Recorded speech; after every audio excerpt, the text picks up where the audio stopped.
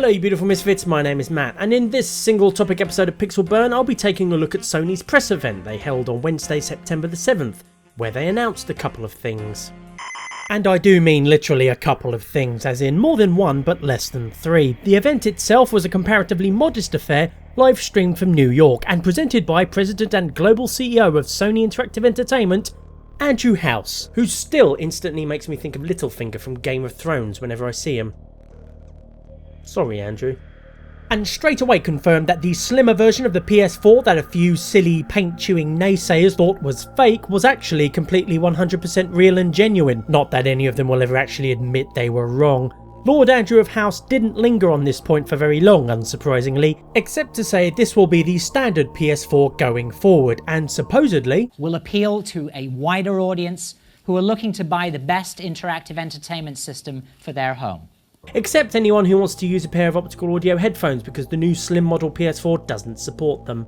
Naturally, there was no mention whatsoever of that little omission, as Sony were keen to get this slightly embarrassing, utterly spoiled by the internet segment over and done with. So Andrew House started talking about the wonders of 4K as a prelude to the big announcement of the PS4 Neo. We're adjusting and accelerating our innovation cadence. Which literally translates as, we're suddenly changing how we talk about upgrades, but it sounds impressive, doesn't it? In a businessy sort of way. I might actually put that on my CV, somewhere in the skills and proficiencies section. Anyhow, the PS4 Neo isn't actually called that, of course, nor is it called the PS4K. No, the name of Sony's smartphone-esque hardware iteration, because calling it a new console is a stretch even Mr. Fantastic would struggle to achieve, is the PlayStation 4 Pro. The reason being, according to Lord Andrew, we named it PS4 Pro to symbolise that it is part of this generation and targeted to the hardcore gamer or those who have invested in advanced display technology. At launch, PS4 Pro will become the #1 provider of high-resolution and HDR content. Oh really, Andrew? And how will you do that exactly? Fair enough. No, the new PS4 didn't really come to Earth from Cybertron to destroy the evil forces of the Decepticons. It's just more corporate fluff talk. Albeit corporate fluff talk that somewhat flies in the face of what Andrew said earlier about the new slim model regular PS4. Will appeal to a wider audience who are looking to buy the best interactive entertainment system for their home.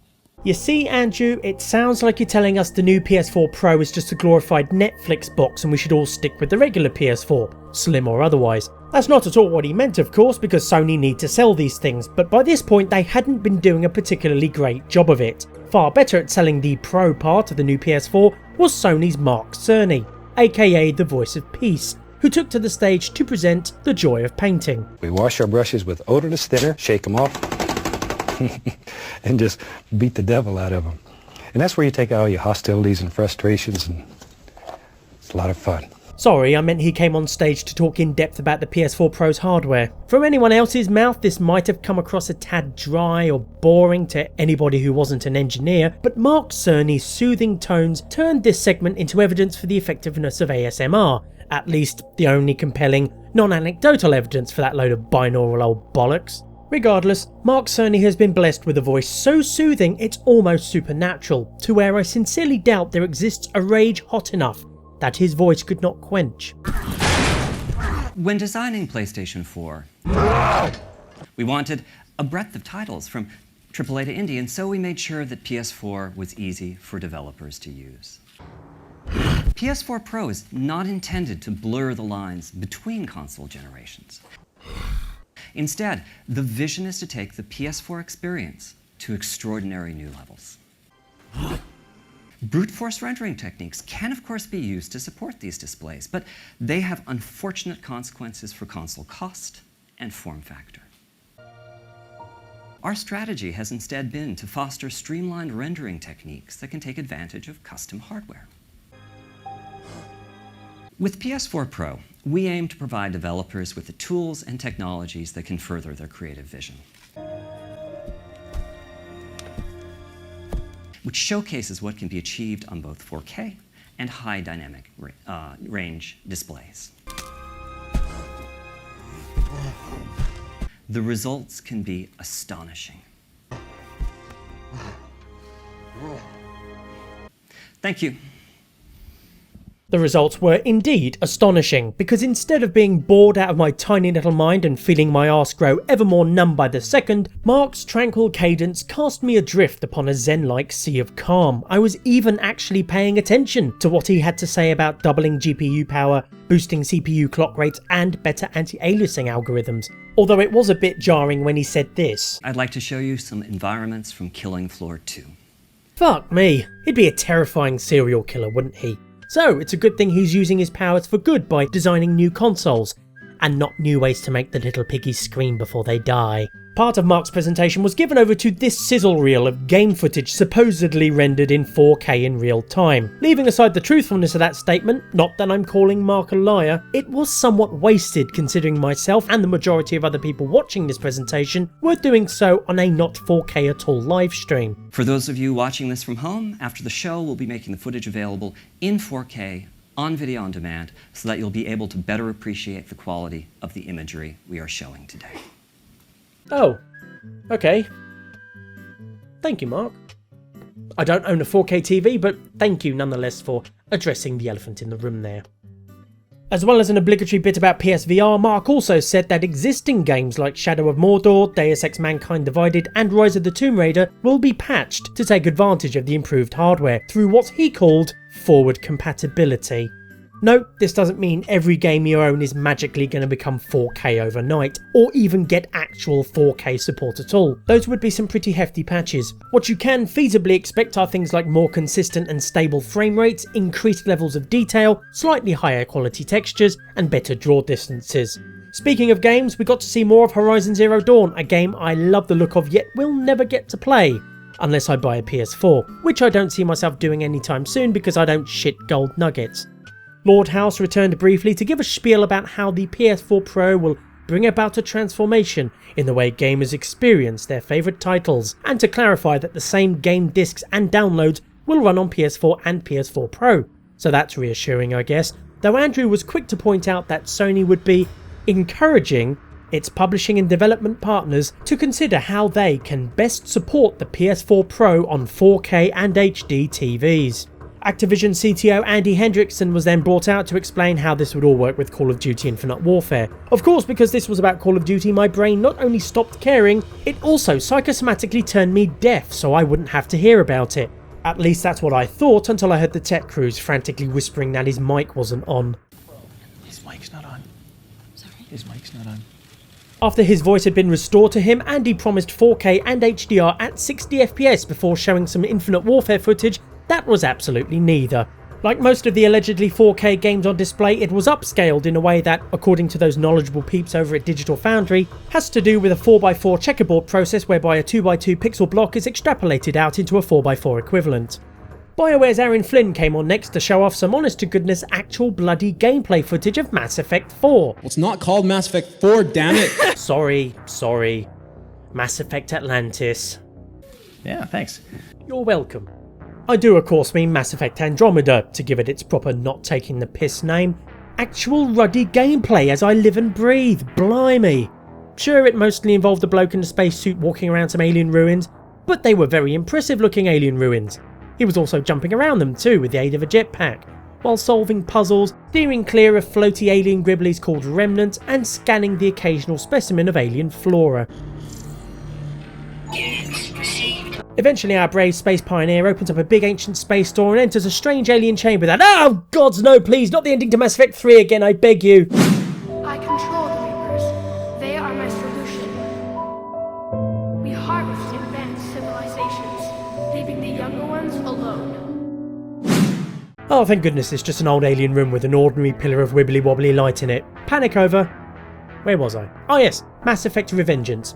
Our intrepid protagonist presses a button in the room that turns the light off, and then suddenly his teammates appear as if out of fucking nowhere. Perhaps he was keeping them in his arse, miniaturised like Ant-Man, and what we thought was radio chatter was merely their voices being muffled by his buttocks. The source of the system lockdown may yield more information. We appear to be close. One of them, an Asari, talks about power readings spiking, and then everybody starts running as shit hits the fan. All in all, very Mass Effect, which is no bad thing.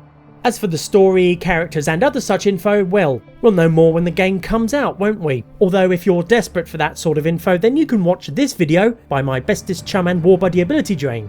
Hashtag shameless cross promotion. After that little Mass Effect revelation, Andrew House returned to the stage to talk a bit about a new Netflix 4K app for PS4 Pro, a new YouTube app for 4K viewer watching, and chuck in one more sizzle reel before showing everyone the actual PS4 Pro itself, which looks like a sandwich made for a robot, and to reveal the release date and price, November 10th and $399 respectively.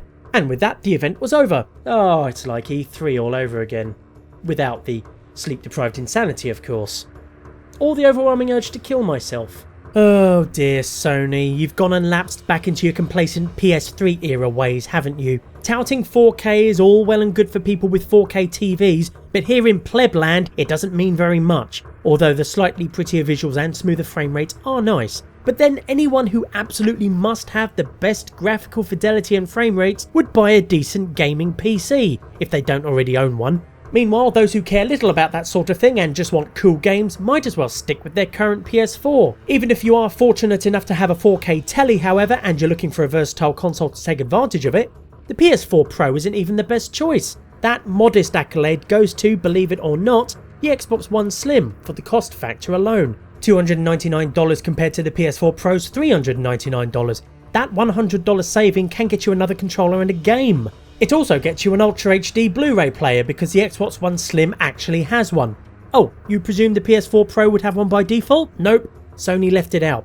The reason for that decision being, according to Andrew House himself, speaking to UK newspaper The Groeniad, our feeling is that while physical media continues to be a big part of the games business, we see a trend on video towards streaming. Certainly with our user base, it's the second biggest use case for people's time on the system, so we place more emphasis on that area. Which is all well and nice until you remember not everyone has the bandwidth to reliably stream 4K content at 4K. In fact, both Netflix and YouTube will downgrade a stream to 1080p if they detect any bandwidth throttling or other hiccups, thereby defeating the entire purpose of having a 4K TV.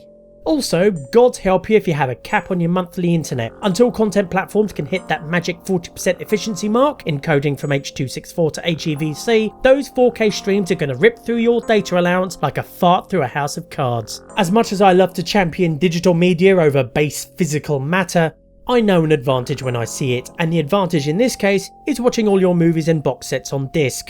Incidentally, in that same interview with The Guardian, Andrew House indicated that Sony considers the PC, not the Xbox One, as the PS4 Pro's main competitor.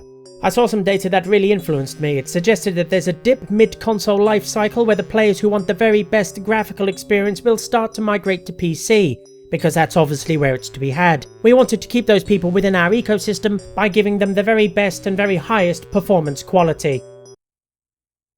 I've got nothing I can say to that.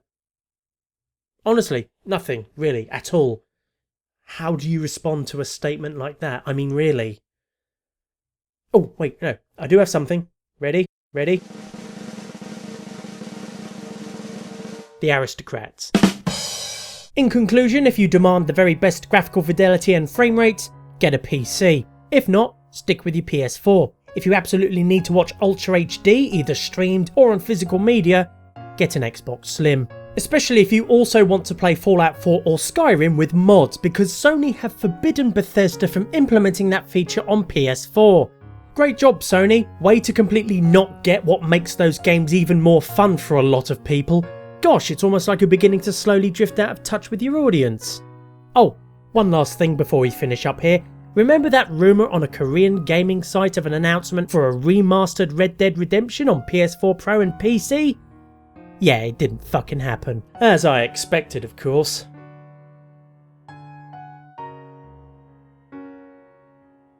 Excuse me. Marrying turkey is sighing, even old Mr. Walrus is crying. That's all for this episode of Pixel Burn. If you liked it, then please do let me know by clicking the like button down below, and the subscribe button as well while you're at it, if you haven't already. It's really for the best. And let your friends, family and Lord Andrew of House's bannermen know as well. At the very least, I hope you found it tolerable. Meanwhile, till next time, as always, you can go now.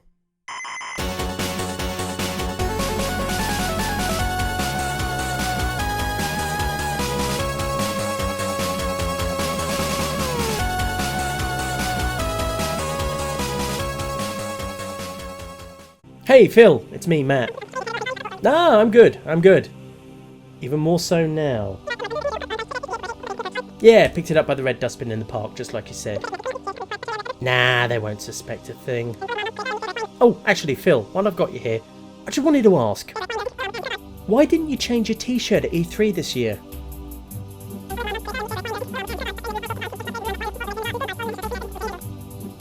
Fucking knew it.